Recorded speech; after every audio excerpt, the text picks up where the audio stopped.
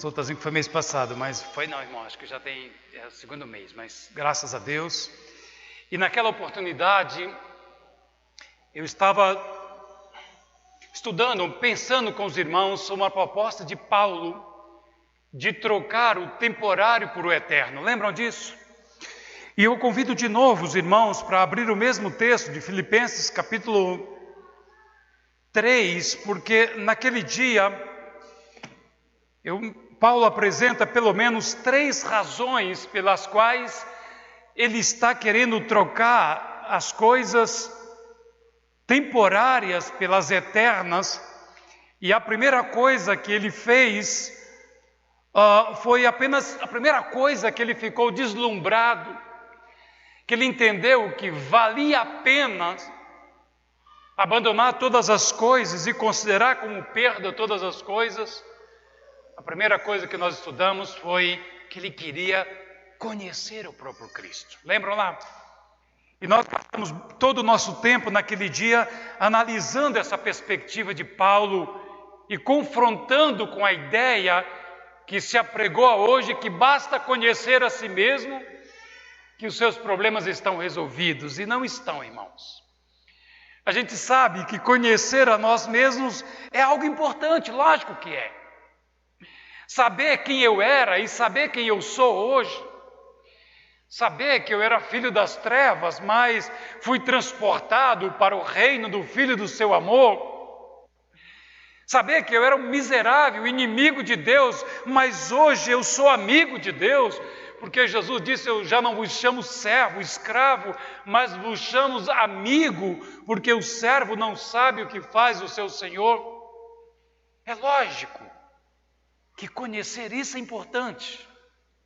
Eu sei que a psicologia moderna, quando diz que eu devo conhecer a mim mesmo, não é nessa perspectiva cristã, é na perspectiva de que eu sou importante, de que eu tenho, como diz hoje uma frase corriqueira no nosso meio profissional hoje tem potencial.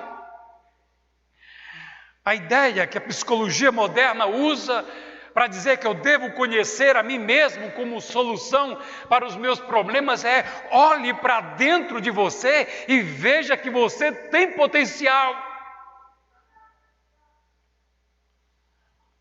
Como se conhecesse o meu potencial, resolvessem todos os problemas da minha vida, e eu sei que não resolve, irmãos. E Paulo, volto a pedir aos irmãos de novo para Filipenses capítulo 3, a partir do verso, eu vou ler de novo, de 10 até o 12, do 2 até o 10. É no 10º versículo que ele elenca as 3 coisas que ele está entendendo que vale a pena considerar perda todas as coisas. Mas essa é a conclusão dele.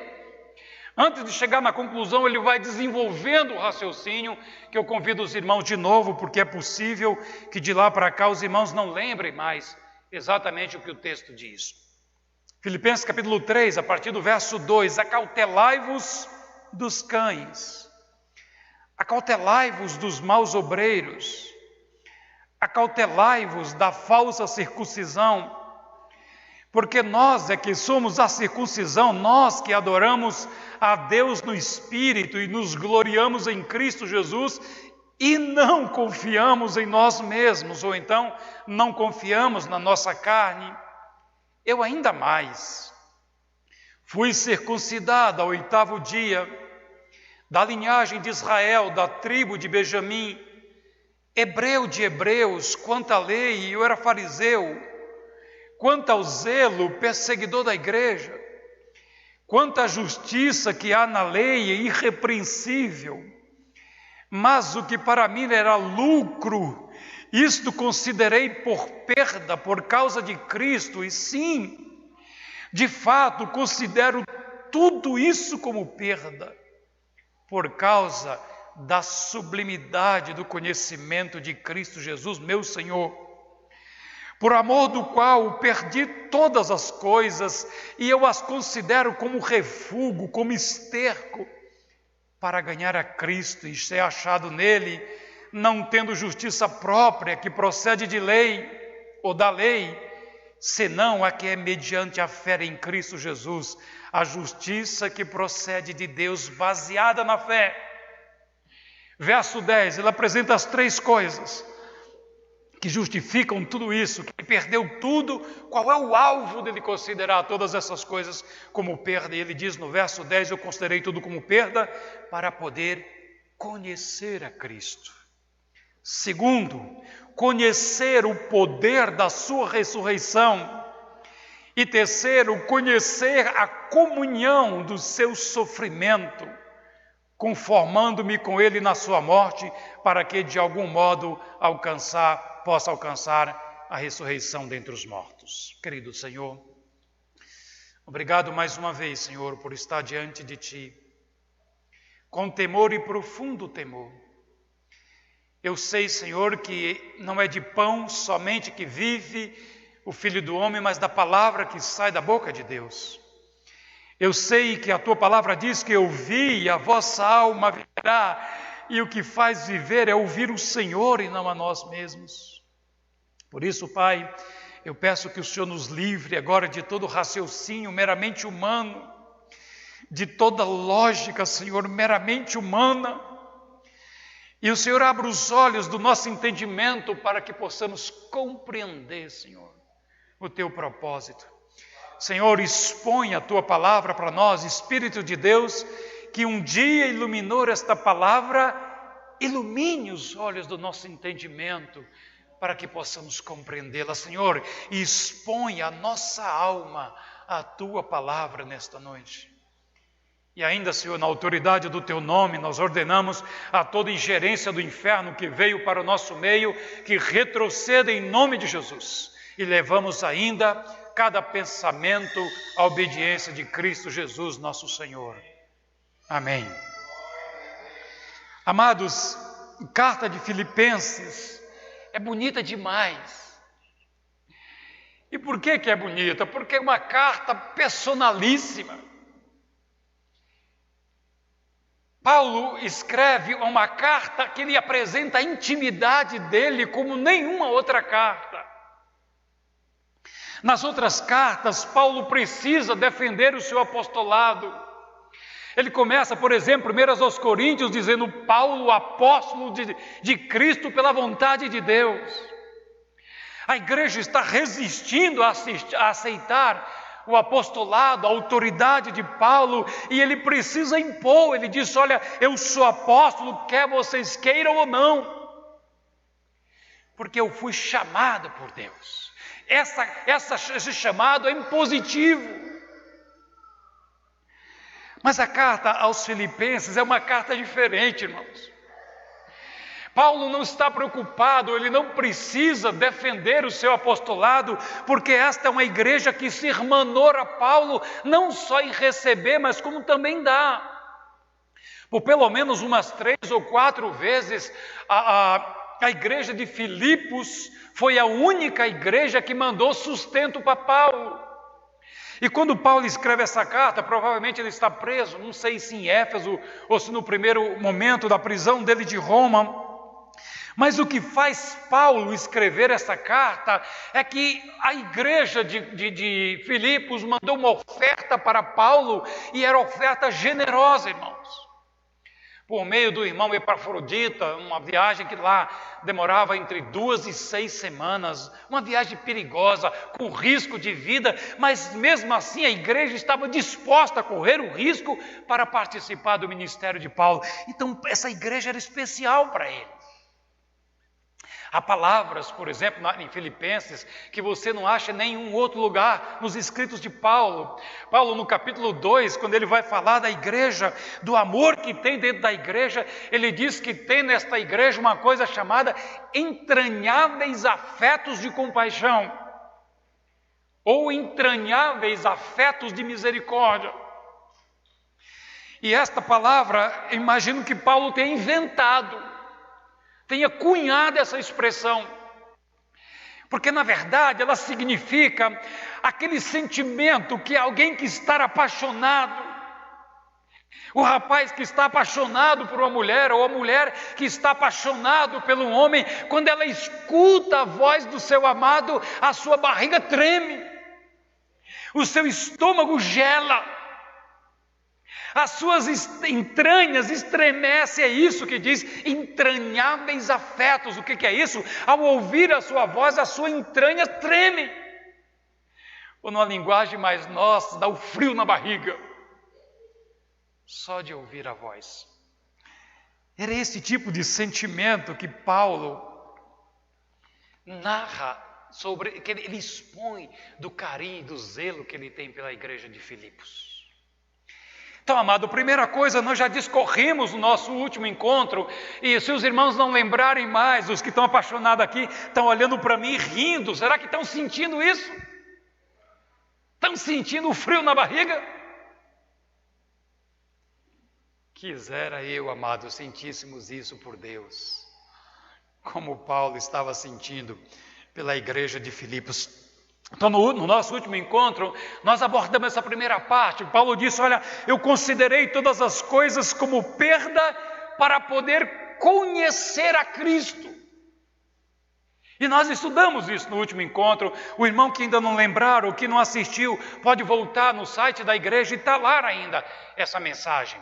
Hoje eu quero gastar o nosso tempo nos últimos 2 pontos. Veja lá o segundo ponto do capítulo, verso 10. Depois de conhecer a Cristo, Paulo diz: olha, eu considerei todas essas coisas como valendo nada, porque eu quero conhecer o poder da ressurreição de Jesus. Ou seja, eu quero conhecer qual o poder de Deus que foi suficiente para entrar na região dos mortos e arrancar Jesus de lá e trazer a vida, não só arrancá-lo de lá, mas fazê-lo assentado à direita de Deus. Paulo está impressionado e ele quer conhecer qual era o poder suficiente para arrancar alguém que está morto já com 3 dias e transportá-lo e fazer assentar no trono de Deus. Eu me lembro, irmãos, no século XIII, mais ou menos, o Papa Inocêncio III, ele está entrando, ou antes disso, no capítulo 3 de Atos, tem um caso muito interessante. Pedro e João, eles estão entrando pelo templo, e quando eles se aproximam da porta formosa, tem um paralítico lá que olha para ele e diz: olha, dá-nos uma esmola. E Pedro olha para ele e diz: nós não temos ouro e nem prata, mas o que nós temos te damos, em nome de Jesus, levanta e anda. E aquele coxo pegou e se levantou e saiu pulando feliz da vida, porque o poder de Deus entrou e o libertou daquela paralisia. A igreja de Deus, sempre que buscou a Deus, o poder de Deus era iminente, irmãos. Se manifestava porque o poder de Deus está à disposição para nós. No século XIII, nosso Papa Inocêncio III estava na sala do tesouro da igreja já rica, a igreja já vendendo terreno no céu, já vendendo propriedade, dizendo que, olha, cada oferta que você colocar no gasofilaço da igreja é uma alma que sai voando do purgatório para o céu. Já dizendo para as pessoas ricas que se você, mesmo que você tenha sido o pior desgraçado, se quando você morrer, você deixar a sua herança para a igreja, você vai ser salvo. E a igreja teve muito dinheiro, irmãos. Tinha sala do tesouro, sala do ouro.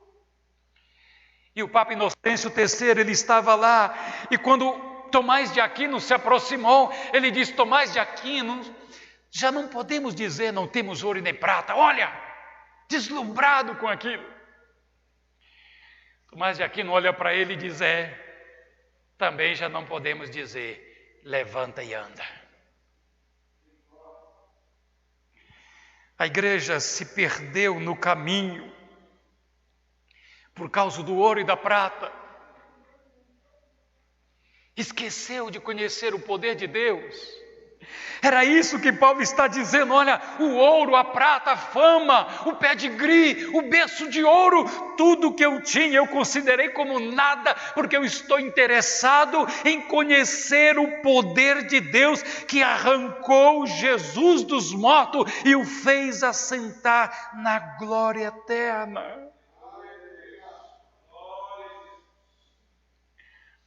Conhecer este poder, irmãos, era o que estava interessado para ele. O que fez o poder de Deus que desceu à região dos mortos, ao inferno? E de lá, ele fez Jesus descer lá, e de lá arrancar as chaves, os domínios, o controle da mão de Satanás, e quando ressurgir dizer: eis que tenho nas minhas mãos a chave do inferno e da morte. Paulo está interessado em saber o que faz com que Jesus desça essa região dos mortos e arranque das mãos de Satanás o controle de todas essas coisas. Infelizmente, irmãos, a gente esquece isso. Em busca de um emprego melhor, de uma posição melhor, a gente esquece que sem o poder de Deus nós não somos nada. Uma igreja sem o poder de Deus não tem utilidade, irmãos. Que utilidade tem uma igreja, tem um cristão que não conhece o poder de Deus na sua vida? A expectativa de Deus para nós é enorme, irmãos. Ora, isso é muito, ressuscitar alguém dos mortos é muita coisa.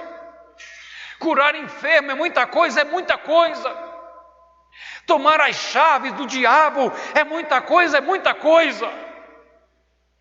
Mas a Bíblia deu essa expectativa maior para nós, porque Ele diz que nós faríamos obras ainda maiores do que a dele. Deus do céu, o que passa na cabeça de Jesus? O que está na cabeça dele quando ele diz: olha, tudo que eu fiz aqui, vocês farão maiores.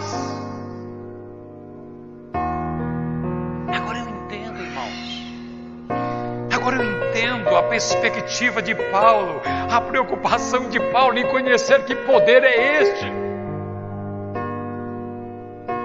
Segundo aos Coríntios, capítulo 10, ele diz que nós temos o poder de Deus em nós suficiente para destruir fortaleza, anular sofisma e escravizar todo pensamento à obediência de Cristo Jesus.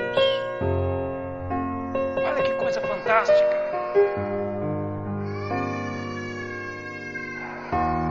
Os irmãos devem lembrar de Colossenses capítulo 2.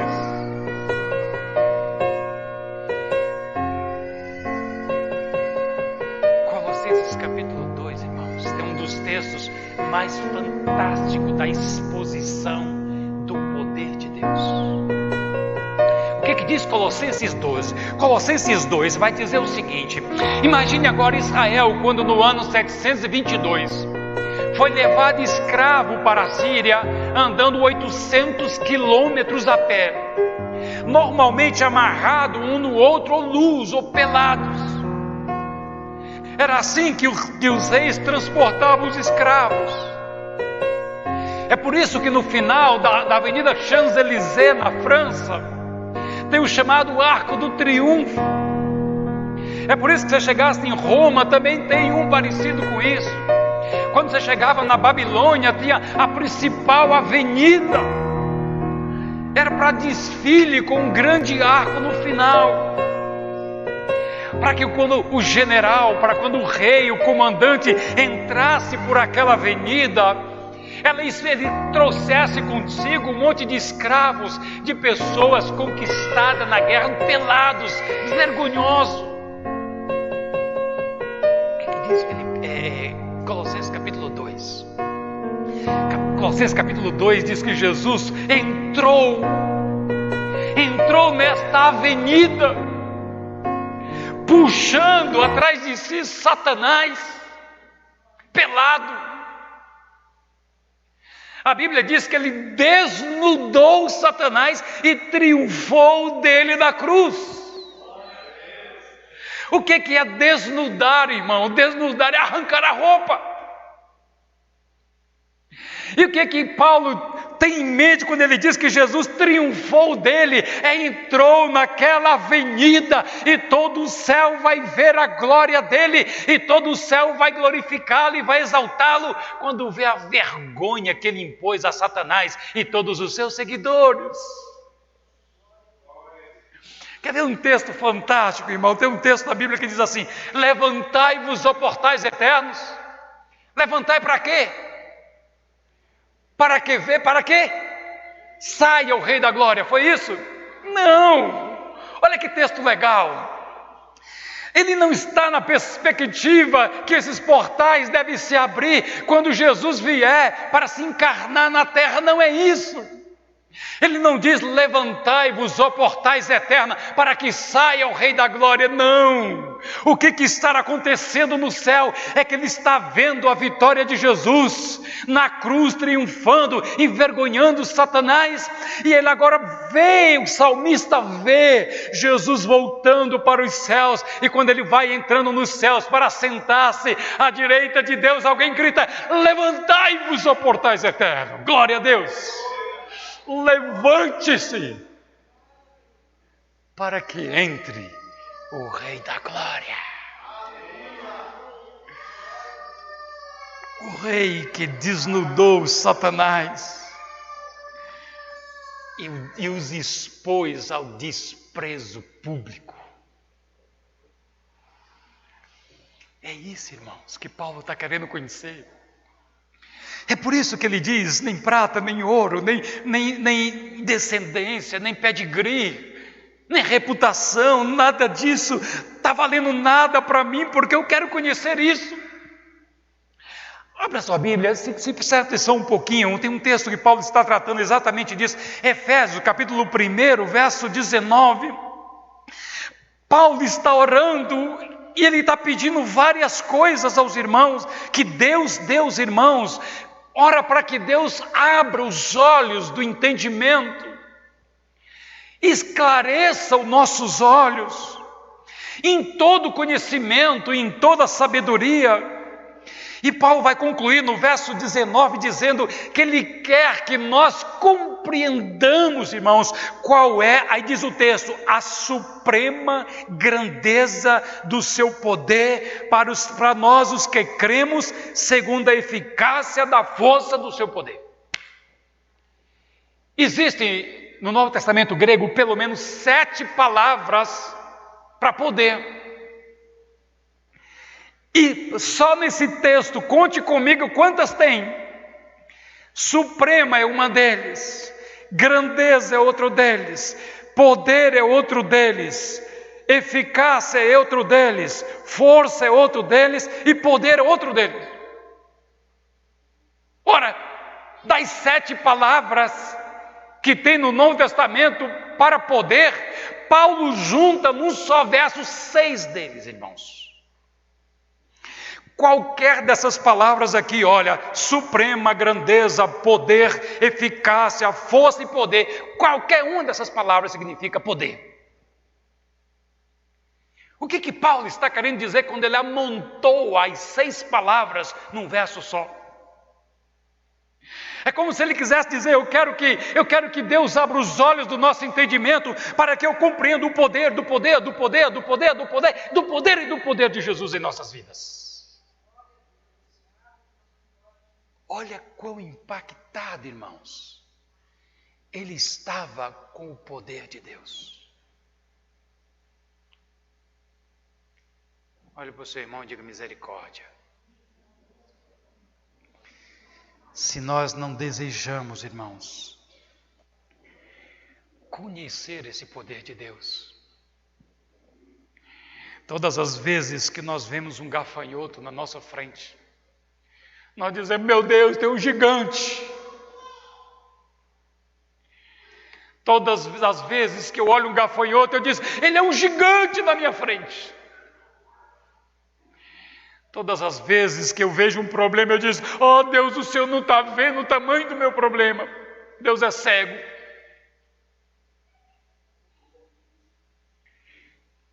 A nossa miopia, irmãos, precisa ser arrancada dos nossos olhos, para que nós possamos saber qual a expectativa de Deus em nós.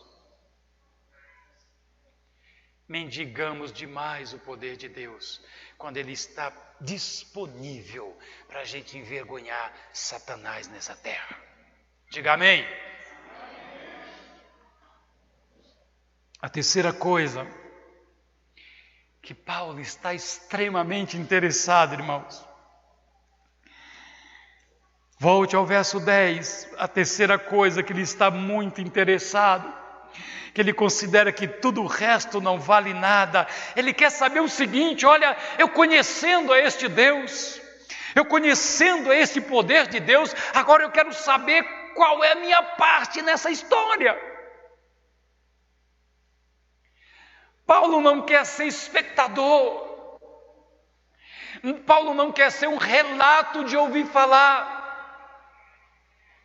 Ele não quer gastar a vida toda como Jó gastou, quando disse: olha, eu te conhecia só de ouvir falar, mas só depois de se quebrar todinho é que vai conhecer a Deus. Não, Paulo disse: eu estou vendo tudo isso, eu conheço a história, eu conheço o sofrimento de Jesus. Aí ele disse: mas eu quero saber qual é a comunhão, qual é a minha parte nos sofrimentos de Cristo. Olha que coisa legal. Nunca você vai escutar um pregador pregar esse texto, nunca, não na nossa geração pelo menos. Paulo não está interessado, irmão, só na pregação de casa, comida, roupa lavada e 3.000 por mês. Paulo não está interessado só no jejum de 21 dias de Daniel para ganhar uma casa, um marido, ou seja lá o que for. Paulo está tão preenchido, ele está tão embebecido com essa realidade de conhecer a Deus, de conhecer o poder de Deus. É como se ele chegasse para Deus e dissesse: eu quero saber qual é a minha parte nessa história. Ou seja, qual era a expectativa que o Senhor tem para mim, o que o Senhor projetou para eu fazer. Eu não quero ser só um espectador, eu não quero só assistir. Qual é a minha parte? E conhecer a comunhão do seu sofrimento. Qual é a minha participação nesse sofrimento de Jesus Cristo, da igreja? Ser rejeitado por confessar a Cristo, isso é bom. Tertuliano, nos seus dias, disse que não tinha um único dia que pelo menos 5.000 cristãos não fossem torturados e abandonados mortos em praça pública. Isso já é uma coisa maravilhosa, irmãos. O Senhor Jesus, quando nos chamou, não nos enganou. João capítulo 16, verso 33, ele disse: no mundo tereis aflição, mas tem de bom ânimo. Deus já prometeu para nós que nós vamos participar desse sofrimento dele. E participar desse sofrimento não é razão de tristeza, irmão, para Paulo. É motivo de muita alegria. Porque eu não estou de fora. Quando eu participo do sofrimento de Jesus, quer dizer, eu faço parte dele, eu faço parte do projeto, eu faço parte do corpo. Sofrimento não veio para nós, para a gente murmurar, para abandonar a Deus. Quantas pessoas eu conheço: eu abandonei a Deus porque não sei quem morreu. Charles Darwin mesmo foi um desses. A filha dele estava doente e ele tentou fazer uma barganha com Deus. Tentou fazer um acordo com Deus: Senhor, se minha filha não morrer, eu não publico o livro da origem das espécies que diz que o Senhor não existe. A menina morreu, irmão, porque Deus não é subornado nunca. Deus não aceita as nossas barganhas nunca. E logo depois ele publicou o livro. Na primeira edição ele ainda diz que Deus criou, e a partir da segunda edição ele tira a história de que Deus tirou, como se pudesse tirar o Deus da história. E não pode. Quantas pessoas eu conheço que abandonaram a fé porque a mãe morreu, porque um filho morreu. Paulo está interessado em compreender como esses sofrimentos me tornam participante da glória de Deus. Colossenses capítulo 1, verso 24, Paulo diz: eu trago no meu corpo o resto das aflições de Cristo. E ele está feliz, irmãos, porque Deus o considerou digno de participar desse sofrimento, porque ele se sente filho e ele não se sente bastardo. Glória a Deus! Eu trago no meu corpo o resto das aflições de Cristo. Olha que coisa maravilhosa, em Efésios capítulo 1, verso 18, Paulo está orando para que sejam iluminados os olhos do vosso coração, para saber qual é a esperança do seu chamado. Ou seja, quando Deus te chamou, qual é a expectativa que Ele tem? O que Deus espera de você? O que Deus espera de nós?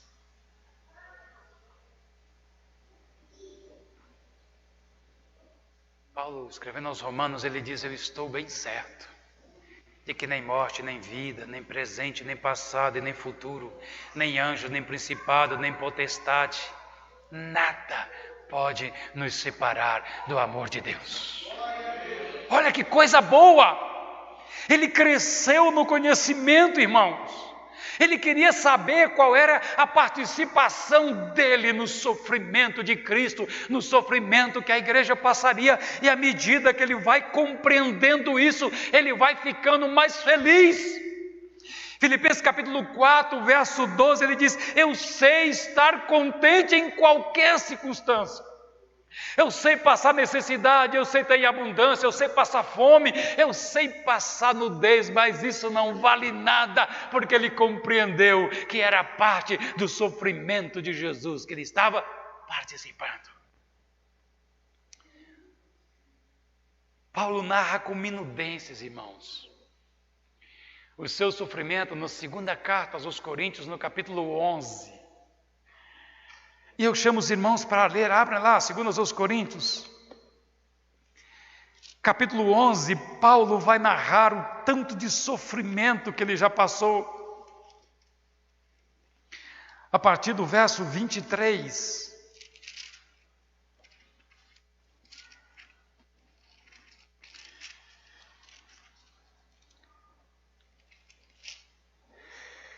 Ele está se defendendo contra os falsos profetas, contra os falsos pregadores, falsos apóstolos. Ele diz: olha, eles são ministros de Cristo, eu ainda mais que eles. Em trabalho, muito mais em prisões, em açoites sem medidas, em perigo de morte muitas vezes. 5 vezes recebi dos judeus 39 açoites, uma quarentena menos 1. Fui 3 vezes fustigado com vara, e 1 vez apedrejado, em naufrágio 3 vezes. 1 noite e 1 dia passei na voragem do mar, em jornada muitas vezes, em perigo de rios, em perigo de salteadores, em perigo entre patrícios, em perigo entre gentios, em perigo na cidade, em perigo no deserto, em perigo no mar, em perigo entre falsos irmãos, em trabalho, em fadigas, em vigílias muitas vezes, em fome e em sede, em jejum muitas vezes, em frio e nudez. Além de tudo isso, há uma coisa que pesa ainda mais sobre mim, é a preocupação com as igrejas de Deus. Irmãos, isso precisamos aprender. Isso Paulo disse, que esse tipo de conhecimento, conhecer a nossa participação nisso, não tem preço. Ele diz: não é comparável a nada, porque eu considerei todas as coisas como perda.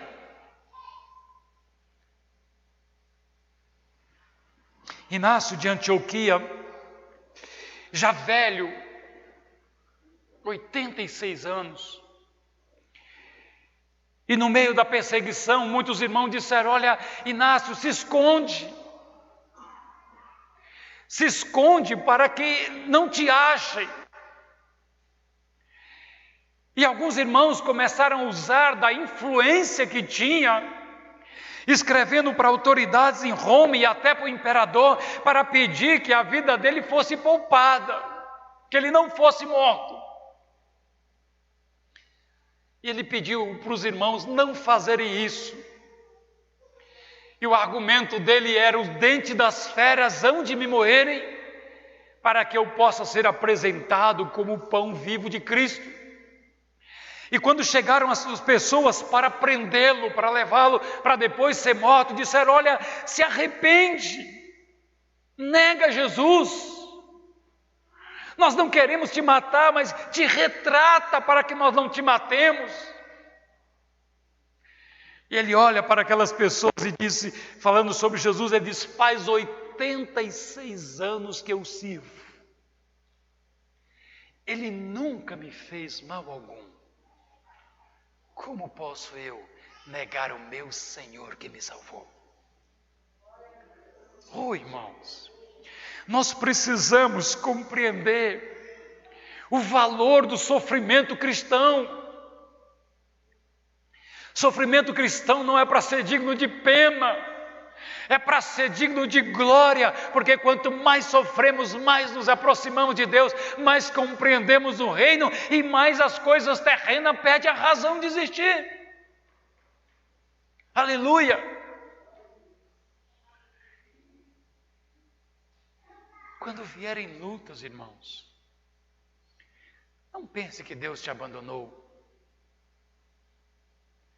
Não pensa que é o desprezo ou o descuido de Deus com você, mas é o extremo amor de Deus, que excede todo entendimento, que está nos colocando nesse barco, para a gente compreender que as coisas terrenas não valem nada, comparada à grandeza de conhecer isso e de participar desse sofrimento e poder entrar no céu dizendo: eu passei pela cruz.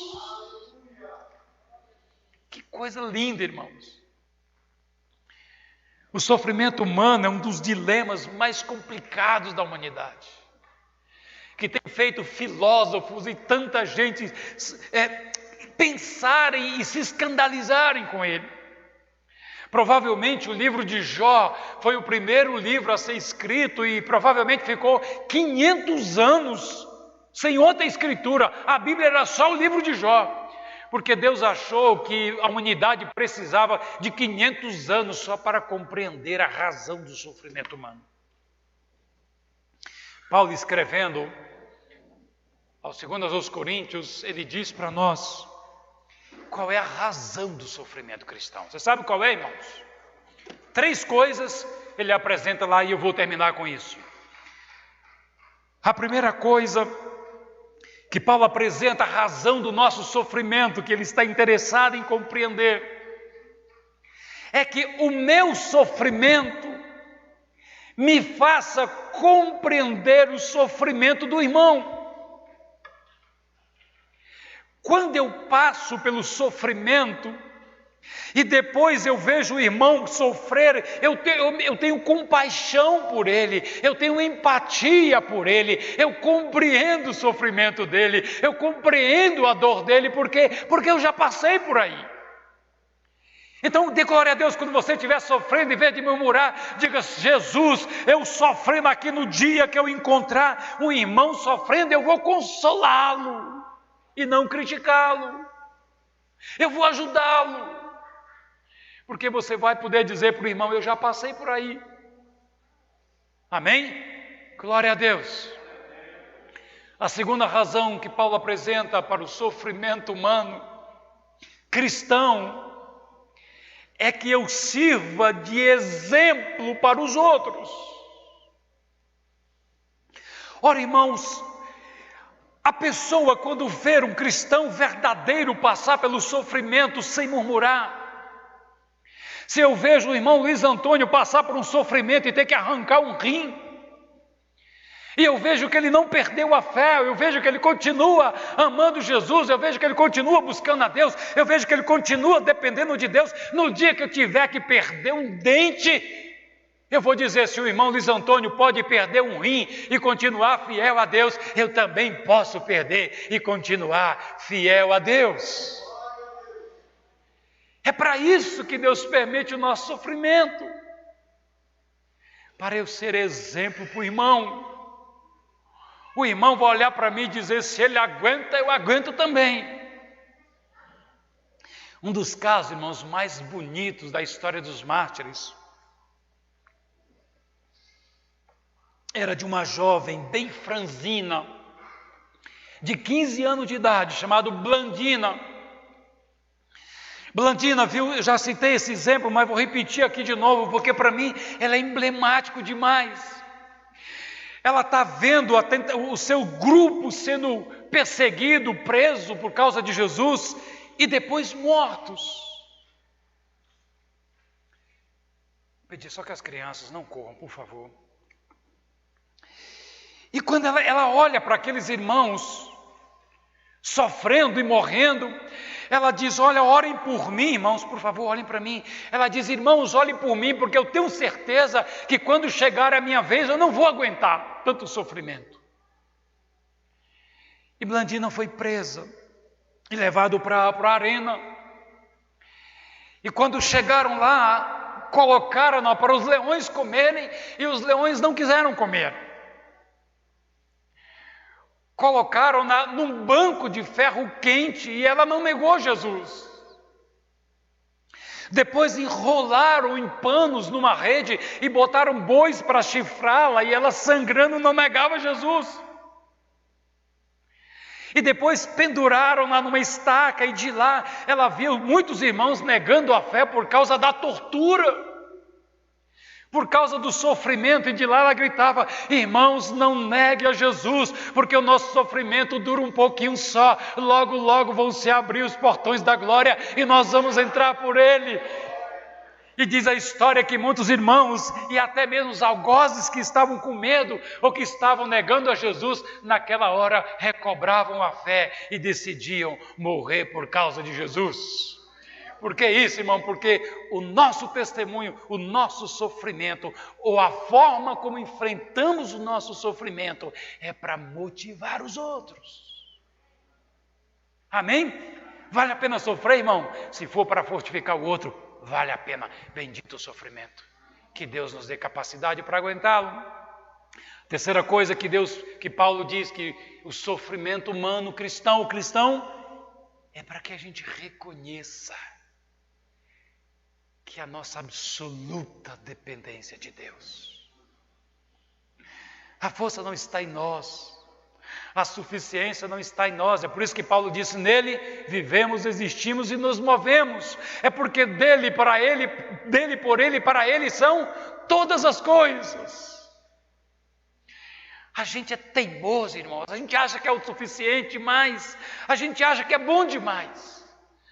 O nosso sofrimento é para mostrar para nós que nós dependemos completamente de Deus.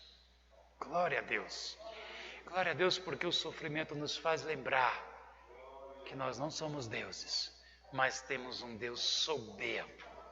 Temos um Deus grande, temos um Deus poderoso, sublime e que diz, eis que estou convosco todos os dias até a consumação do século. Amém, irmãos? Recapitulando, o que fez Paulo considerar todas as coisas como esterco, como perda, o que fez Paulo considerar que valia a pena trocar o temporário pelo eterno? 3 coisas. Primeiro, ele queria conhecer o próprio Cristo. Depois ele queria conhecer o poder de Deus que atuou na ressurreição de Jesus e que está disponível para nós para fazermos obras ainda maiores do que aquelas que ele fez. E a terceira, que eu compreenda qual é a minha parte no sofrimento de Cristo. Amém? Deus abençoe, meus irmãos. Muito obrigado.